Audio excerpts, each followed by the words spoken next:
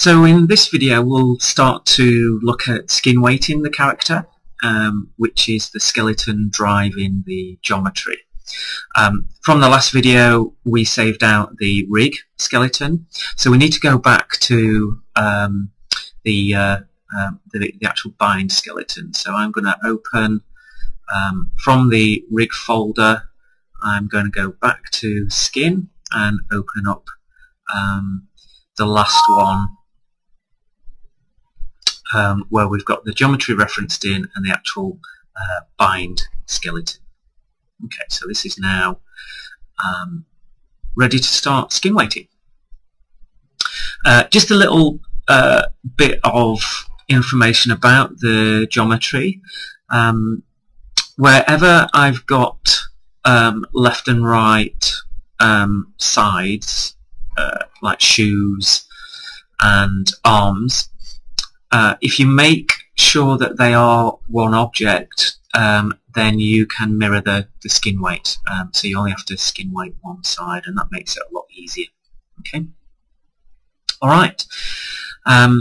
So let's start skin weighting. We'll start with the shoes, just as an example, and then I can do a few exercises and work my way up to different bits of the geometry. But first of all, let's have a look at the initial application of the skin weight.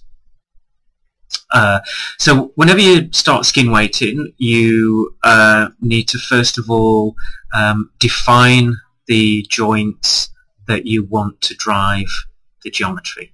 Okay, so because this is the foot area, I'm going to these end joints are purely there just as termination joints. They're not part of the skin weighting. So I'm going to select the ball of the foot because ultimately that's how the toe's going to bend. Obviously select the ankle because that's how that will drive the rotation of the foot itself.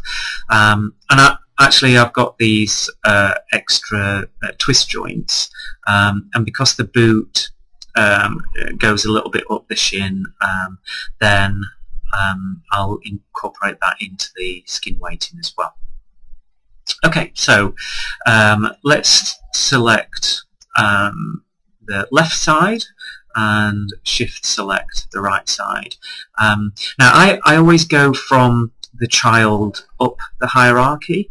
That's because it's if you select the parent, everything gets highlighted and it's very difficult to see what you've got selected. So just as a general habit, I always click my way up the hierarchy and you can see the joints getting added. Okay, so select the joints and then shift select the geometry and go under skin, smooth bind. Let's bring up the dialog box, and just as a matter of being in control of the skin weighting process, it will probably default to joint hierarchy. So whatever joint you select, it will select the entire hierarchy of joints to be incorporated into the skin weighting. So because we've gone and selected the specific joints we need, always choose selected joints. So I always, by habit, I always make sure I select the joints I want, and then there's no extra joints interfering.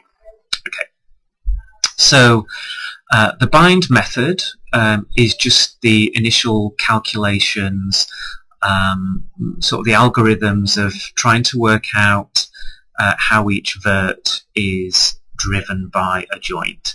So it can be closest distance to the joint.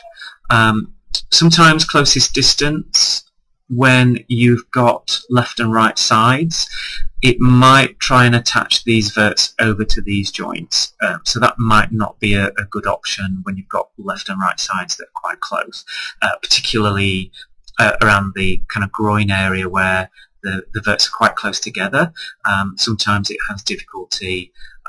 For example, these verts here might actually be closest to this side, and so you'll get a lot of stretching from the other side. That's why you can say closest in hierarchy will sort of work its way down the hierarchy and give better distribution of skin weighting. So recently there's a process called heat map, which used to be a plugin. Heat map is just trying to work out these are just different algorithms of trying to work out the best vert to be driven by the closest joint. Heat map is a little unforgiving. If you've got n-gons in your geometry, you might find that heat map sort of calculates for a while and then crashes. And geodesic voxel is a relatively new one, which sort of works out volumes of the mesh, and I often find that gives good results. So let's it's a little bit more forgiving than heat map, but let's choose geodesic voxel. The normalized weights, keep it as default, as interactive.